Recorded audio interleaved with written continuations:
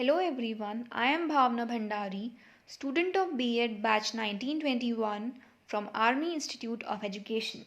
And today I am going to explain a topic from course code 210, which is social construction of masculinity. So let's start with the definition and meaning of masculinity. According to Hearn, masculinity is characteristics, qualities or roles usually attributed to men. This means the characteristics that men exhibit, the qualities they possess, the roles they play comes under masculinity. Masculinity is commonly known as manhood or manliness. In other words, masculinity is a set of attributes, behaviors and roles associated with boys and men. It refers to men's traditional manners, habits and attitudes which constitute the patriarchal system of society. Now we come to the types of masculinity. There are 4 types of masculinity: hegemonic, complicit, marginalized and subordinate. Now we'll discuss one by one. The first is hegemonic masculinity. It is the most honored and desired form of masculinity. It sets the standard how a man should be and how a man should behave in society. The characteristics that are associated with hegemonic masculinity are hardness, like a man should look and sound tough. He should be a macho. He should participate more in sports.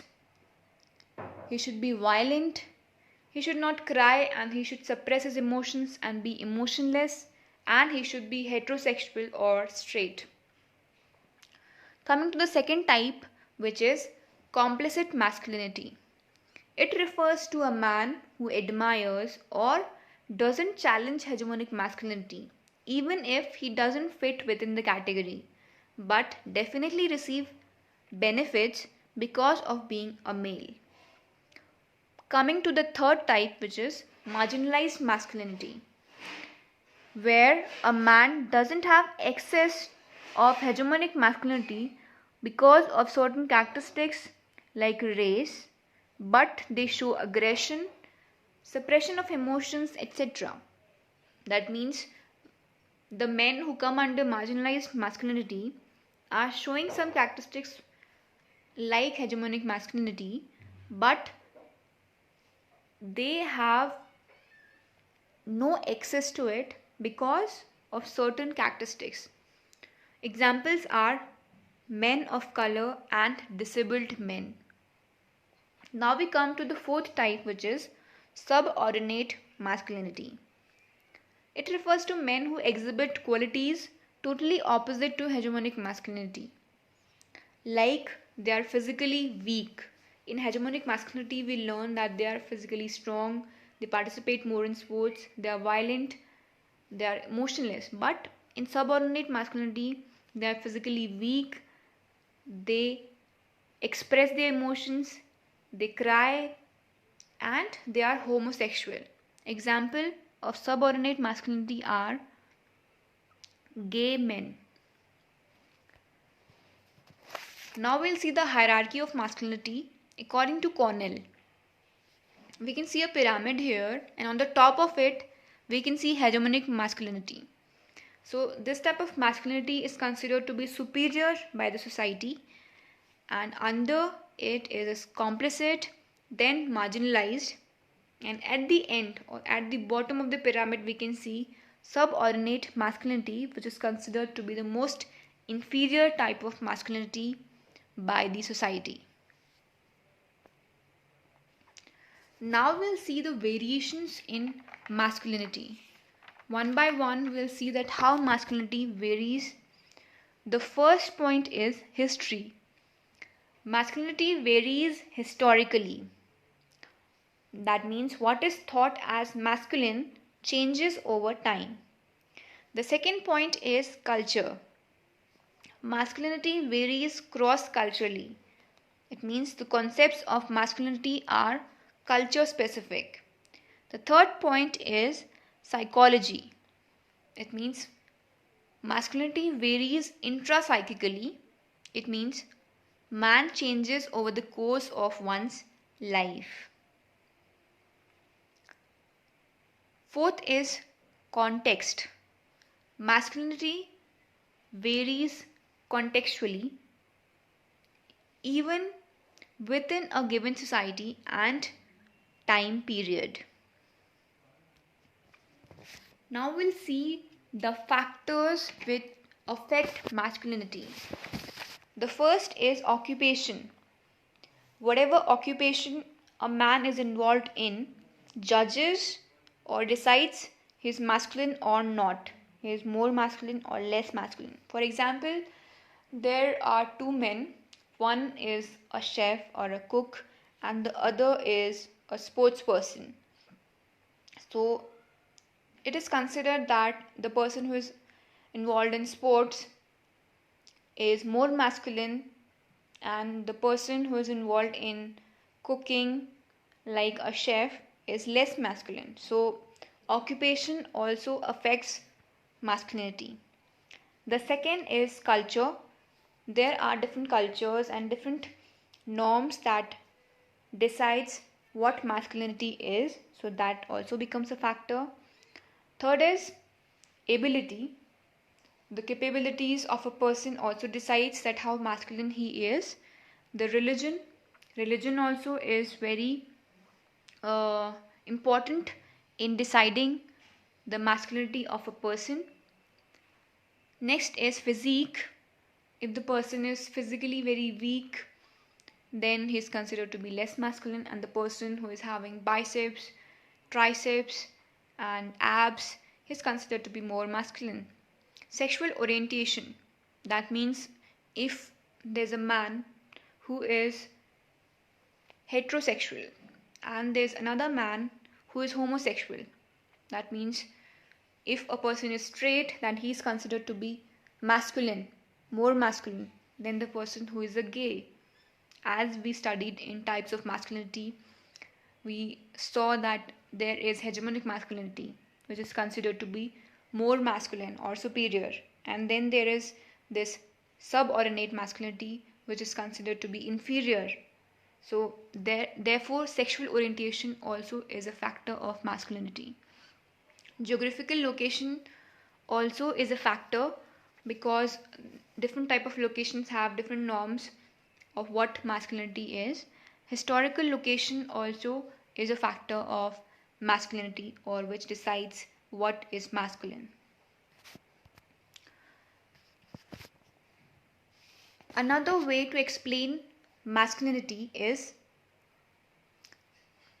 this man box. Inside the box is a list of socially valued roles and expectations that constitute conventional masculinity. Now we'll see what are the different characteristics that a man should possess to be called as more masculine. Don't cry or openly express emotions with the exception of anger. That means there is a man who is very much angry and he's considered to be more, he is considered to be that way. He's considered that he should be angry, because in this man box we can see the first point, that if a person is not expressing himself, he's not crying, he's not sad, then he's more masculine. But he can express all the emotions? No. He can express only one emotion, which is anger, and he has to suppress all other emotions. He cannot be more happy. He cannot be sad. He cannot be, he cannot express freely according to the society, and he can only express one emotion, which is anger. Second point is, do not show weakness or fear. Masculinity is in being brave.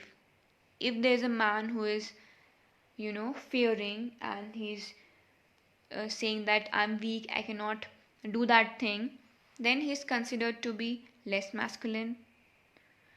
Is consider that you're not a man, don't behave like a woman, that I'm weak or I'm very horrified with this, I cannot do this, because men don't do that. Third point is demonstrate power control, especially over women. A man who is controlling women, a man who's controlling women of the house, they are considered to be more masculine.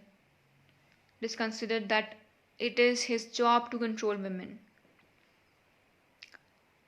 Next point is aggression or dominance. A male should be dominant and he should be aggressive. Protector. A man should be a protector. He should protect all the members of the house because he is considered to be protector. Next point is do not be like a woman. It is considered that a man should be different. He should not be like a woman. He should not do things which a woman does. He should be heterosexual. He should be interested only in men. Do not be like a gay man. That if there is a man who is interested in other man and he is considered to be less masculine, and it is generally said that be like a man, don't behave like a gay man. Next point is tough, athletic, strong, courageous. A man should be tough. He should participate more in sports. He should be strong. He should be courageous. Next is makes decisions, does not need help.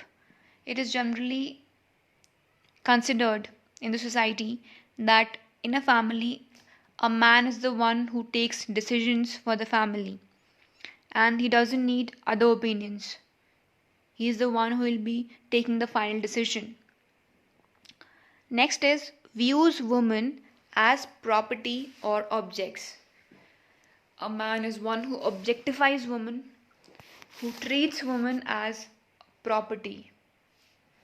So these are the different characteristics that a man should have, a man should possess to be called as a man. So this is the man box which is created by the society, and if a man deviates or tries to get out of this box, then it is generally considered to be less masculine, or he is not considered to be a man. Masculinity is not innate, it is developed slowly while living in the society. So there are certain theories which explain the development of masculinity. The first is psychoanalytical theory. This theory was given by Sigmund Freud in 1927. According to him, one's gender identity develops through identification with the same sex parent. That means girls learn from their mothers and boys learn from their fathers. So they are observing their fathers, that how they are behaving in the family, and they learn from them. And this is how masculinity is developed in a child. From childhood, he learns that okay, his father is behaving in certain way and he tries to copy him and he learns masculinity. And when he grows up, when he becomes an adult, he also behaves in that way. So this is how it travels from generation to generation. The second type of theory is cognitive development theory. This theory was given by Kohlberg in 1966. This theory suggests that there are cultural events that have a lasting effect on gender identity development, but they are cognitive rather than psychosexual in origin. Here, what Kohlberg is saying that the development of masculinity is more cognitive and less psychosexual. But in the first theory, we saw that Freud was more concentrating on psychosexual origin, but here Kohlberg in cognitive development theory is saying that the cognition has more effect on the development of masculinity. And he's saying that a child is learning masculinity in two sets.